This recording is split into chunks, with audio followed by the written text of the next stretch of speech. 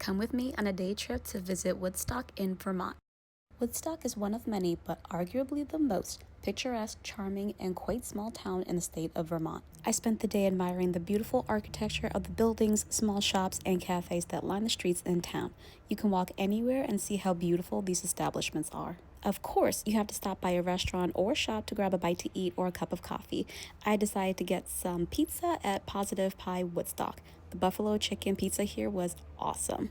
After having my lunch for the day, I decided to walk a little bit more in the small town before moving on to the next location, which is literally a 2-minute drive from the main town. Billings Farm and Museum is another popular place to visit that's not too far from town. You can actually walk there instead of driving.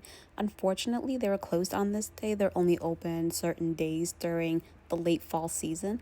However, you can see how beautiful and expansive this farm is, especially with the mountains in the background. So beautiful. Afterwards, I drove 10 minutes from the main town of Woodstock to Quechee Gorge State Park to do a 1-mile hike.